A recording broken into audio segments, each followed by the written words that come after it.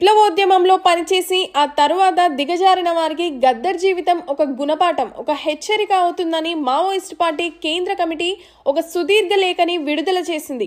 గద్దర్ చిరస్మరణీయ, కానీ తర్వాత దిగజారిన తీరు విచారకరమన్నారు. గద్దర్ను 3 విధాలుగా చూస్తున్నట్లు ఆ లేఖలో పేర్కొన్నారు. ముందుగా గుమ్మడి విఠల్, తర్వాత గద్దర్ తిరిగి దిగజారిన విఠల్గా 3 కోణాలుగా గద్దర్ను విశ్లేషిస్తున్నట్లు మావోయిస్టు పార్టీ తన లేఖలో వివరించింది. కళా సాహితీ రంగాలలో గద్దర్ చేసిన కృషిని ఎత్తిపడుతున్న సంస్థలు కొన్ని, తర్వాత తను దిగజారిన పద్ధతులను విస్మరించడం సరికాదన్నారు. గద్దర్గా ఉద్యమంలో ఆయన సేవలను మావోయిస్టు పార్టీ గుర్తించిందని, అయితే బూర్జువా రాజకీయాలకు ఆకర్షితుడై తనను తాను దిగజార్చుకున్న పద్ధతులను కౌలు కళాకారులు గుర్తించాలని, అలాంటి వారికి గద్దర్ ఒక గుణపాఠమన్నారు.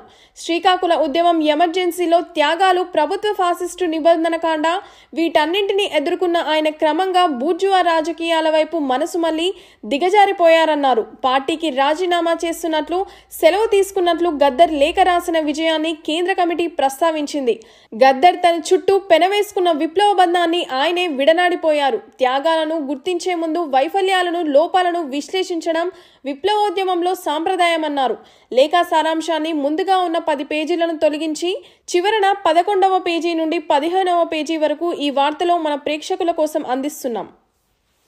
తన్ను తాను విడిచిపెట్టుకుని తిరిగి విఠల్ బాబుగా మారిన గద్దర్ ప్రత్యేక తెలంగాణ ఉద్యమంలో ముందుకు వస్తున్న అనేక నూతన శక్తులను కలుపుకొని నూతన పోరాట రూపాలను స్వంతం చేసుకుంటూ నూతన తరహాలో విప్లవ సాంస్కృతిక ఉద్యమానికి పూనుకోవాల్సిన ఆవశ్యకతను గద్దర్ గుర్తించకపోవడమే కాకుండా ప్రజా పోరాటాలతోనే ప్రజాస్వామిక తెలంగాణ సాధించుకుంటామనే పార్టీ అవగాహనపై దృఢంగా నిలబడకుండా ప్రత్యేక తెలంగాణ సాధన కోసం పార్లమెంటరీ ఎన్నికల రొంపిలోకి లాగుతున్న శక్తులతో మెతక వైఖరి ప్రదర్శించాడు.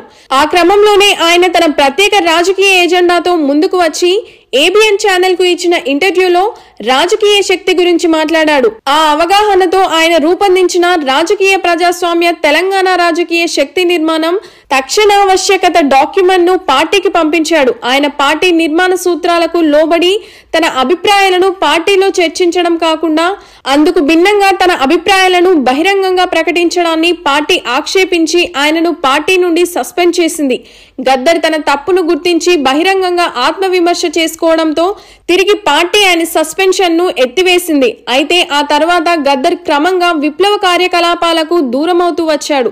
మరోవైపు సినిమాలలో పాడడం, నటించడం మొదలవడమే కాకుండా చివరకు టీవీ షోలకే పరిమితమయ్యే దుర్దశకు నెట్టబడ్డాడు. లక్షలాది జనాల మధ్య ఆడి పాడి విప్లవ సందేశాలు వినిపించిన గద్దర్ తుదుకు కాంగ్రెస్ నాయకులను ముద్దాడే దుస్థితికి చేరుకున్నాడు. 2015 జూలై 2వ తేదీన పీపుల్స్ వార్ పార్టీకి సెలవు అంటూ తన రాజీనామా లేఖను మధ్య రీజనబుల్ బ్యూరో ఇన్ఛార్జికి పంపాడు. అందులో వర్గాన్ని సైతం నియంత్రిస్తున్న ఈ కులాల సమాజంలో కేవలం వర్గ విప్లవ దృక్పథం ఉంటే చాలదు, ప్రత్యేక కుల దృక్పథం కావాలి. ఈ సమాజం కులాల సమాజమని, కులతీత వర్గ సమాజం కాదని, కులాధీన వర్గ సమాజమని, కుల ఆధారిత వర్గ సమాజమని ఈ దేశానికి సరిపడే కుల సిద్ధాంతాన్ని కూడా రూపొందించాల్సిన అవసరం ఉంది. వర్గ సమాజంలో ఎవరు ఏ వర్గంలో పుట్టినా కమ్యూనిస్టు పార్టీలో కార్మిక వర్గ విముక్తి దృక్పథం ప్రతిపాదికగా డీక్లాసిఫై అయిన అన్యవర్గ ధోరణులకు వ్యతిరేకంగా అంతర్గత పోరాటం అనునిత్యం సాగాలనే సూత్రం పార్టీ క్రమశిక్షణ నిబంధనావళిలో భాగంగా ఉంటుంది. అలాగే ఎవరు ఏ కులంలో పుట్టినా దళిత విముక్తి దృక్పథం ప్రతిపాదికపై డీక్లాసిఫై అయిన అన్యకుల అగ్రకుల ధోరణులకు వ్యతిరేకంగా పార్టీలో అంతర్గత పోరాటం సాగడం అవసరమనే సూత్రాన్ని కూడా పార్టీ క్రమశిక్షణ నియమావళిలో చేర్చడం అవసరం. అప్పుడే మాలాంటి దళిత పీడిత కులాల విప్లవ శక్తులకు ఆత్మగౌరవం, భద్రత లభిస్తాయని భావిస్తున్నాను. ఈ ప్రతిపాదనను పార్టీ సీరియస్ గా ఆలోచిస్తుందని భావిస్తున్నాను అని రాశాడు. గద్దర్ పై లేఖ రాసే నాటికి భారత communist party, Marxist Leninist, People's War, Maoist Communist Centre of India NCCIతో కలిసి భారత కమ్యూనిస్టు పార్టీ మావోయిస్టుగా మారి దశాబ్ద కాలం దాటిందన్న వాస్తవం ఆయనకు తెలియనిది కాదు. అయినప్పటికీ ఆయన పీపుల్స్ వార్ కు సెలవు ప్రకటించాడు. ఈ లేఖకు జవాబుగా పైన రాసిన వివరాలను తెలుపుతూ తెలంగాణ రాష్ట్ర కమిటీ కార్యదర్శి మీ రాజీనామాను ఆమోదించడం లేదు అని కామ్రేడ్ గద్దర్ కు తెలియజేశాడు. దానితో సెప్టెంబర్ 8, 2016 నాడు నా రాజీనామాకు నేను కట్టుబడి ఉన్నాను అంటూ కేంద్ర కమిటీ కార్యదర్శికి ఉత్తరం పంపాడు. దానితో ఆయన రాజీనామా పార్టీ స్వీకరించక తప్పలేదు. ఆ సందర్భంగా మధ్య రీజనల్ బ్యూరో ఈ విధంగా తీర్మానం చేసింది. మా పార్టీ నిబంధనావళిలో 4వ అధ్యాయం 21వ ఆర్టికల్లో ఈ విధంగా పేర్కొంది. అతడు ఆమె లింగ, కుల, జాతి, మత, ప్రజాతి, ప్రాంత, తెగపై ఆధారపడే వివక్షతలను విభజించి పాలించడమని పాలకవర్గ విధానాలను స్వయంగా ఆచరించకూడదు. వాటికి వ్యతిరేకంగా కార్మిక వర్గ దృక్పథంతో పట్టిన పట్టు విడవకుండా పోరాడాలి. అయినప్పటికీ ఏమాత్రం కార్మిక వర్గ నిజాయితీని ప్రదర్శించకుండా పార్టీ మెజారిటీకి కట్టుబడి ఉండాలనే నిర్మాణ సూత్రాన్ని తోసిపుచ్చి తన రాజీనామా పత్రాన్ని పంపాడు. ఈ లేఖలో పార్టీ పేరును సైతం గుర్తించక నిరాకరిస్తూ పీపుల్స్ వార్ పార్టీకి సెలవు అంటూ నిర్లక్ష్యపూరిత వైఖరిని ప్రదర్శించాడు. పార్టీ ఎప్పటికప్పుడు ఆయనను సంప్రదిస్తూ కుల సమస్యపై తనకున్న భిన్నాభిప్రాయాలను తెలియజేయాలని కోరుతూ వచ్చింది. అంతేకాకుండా సైద్ధాంతిక విషయాలలో తనకున్న భిన్నాభిప్రాయాలను పార్టీకి తెలియజేస్తూ మెజారిటీకి కట్టుబడి ఉండాలని కూడా కోరింది. కానీ ఆయన ఎప్పుడూ కుల సమస్యపై తనకున్న భిన్నాభిప్రాయాలను సమగ్రంగా రాతపూర్వకంగా పెట్టింది లేదు.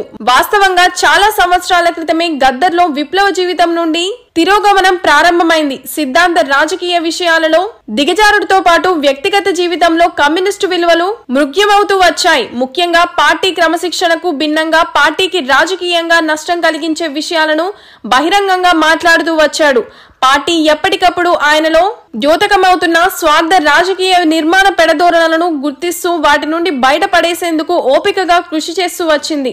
అయితే ఆయనలో విప్లవ సేవ నశించిపోతూ వచ్చింది. స్వార్థం, కెరియరిజం, బ్యూరోక్రసీలను సోదర కామ్రేడ్స్ ఏమాత్రం భరించలేని స్థాయిలో పెరుగుతూ వచ్చాయి. వాస్తవంగా ఆయన ఇప్పుడు చెప్తున్న దళిత విముక్తి దృక్పథం దళితుల విముక్తికి ఏమాత్రం పనికిరాదు. ఈ విషయం ఆచరణలో ఎప్పుడో తేలిపోయింది. అవకాశవాదంతో ఆ ముసుగును ధరించి బూర్జువా పార్టీల చెంతన చేరాలని తాపత్రయపడుతున్నారు. ఆయన తీసుకున్న ఆ వైఖరి పీడిత దళితులతో పాటు అన్ని రకాల పీడిత వర్గాలకు, సెక్షన్లకు ద్రోహం చేస్తుంది. ఈ విషయాలన్నీ అర్థమయ్యే గద్దర్ ఈ దిగజారుడు నిర్ణయం తీసుకున్నాడు. ఈ స్థితిలో ఆయన పార్టీలో కొనసాగితే పార్టీకి మరింత నష్టం జరిగే అవకాశం ఉంది కనుక ఆయన పార్టీ సభ్యత్వాన్ని చేసిన రాజీనామాను సిఆర్బి ఆమోదిస్తున్నది. పై తీర్మానంతో పార్టీకి గద్దర్తో ఉండిన నిర్మాణపర సంబంధం అంతమవుతుంది. ఆ తరువాతి కాలంలో గద్దర్ ఏం చేశాడో, ఏం మాట్లాడాడో, రాశాడో, ఏ బూర్జువా పార్టీలను కలిశాడో, తాను మొదట నమ్మిన విప్లవ సిద్ధాంత రాజకీయాల నుంచి ఎంతగా దిగజారాడో బహిరంగ విషయమే. అయితే అమరవీరులను అమితంగా ప్రేమించే పరంపరను గద్దర్ చివరి వరకు పాటించాడు.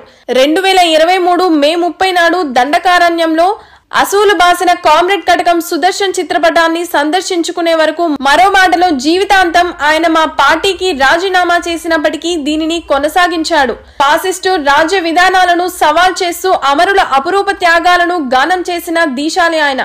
కానీ ఆయన మరణం ఆ కోవలోకి రాకుండా పోవడానికి పైన పేర్కొన్న ఆయనలోని తప్పుడు ధోరణులే ప్రధాన కారణం. విప్లవంతో దాదాపు 5 దశాబ్దాలు నడిచిన కామ్రేడ్ గద్దర్ చివరి కొద్ది సంవత్సరాలలో ఆ ప్రయాణాన్ని కొనసాగించలేకపోయాడు.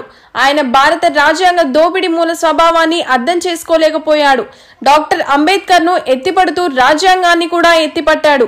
బ్రాహ్మణవాద, హిందుత్వ ప్రమాదాన్ని రాసి పాడి ఆడినంతగా ఆచరణలో గుర్తించలేకపోయాడు. ఇవన్నీ ఆయన చిత్తవృత్తికి, సైద్ధాంతిక అస్పష్టతకు, రాజకీయ దృఢ సంకల్పలేమికి వ్యక్తీకరణలు. ఆయన నుండి వర్తమాన ప్రజా కళాకారులు వాటిని గుణపాఠాలుగా తీసుకోవాలి.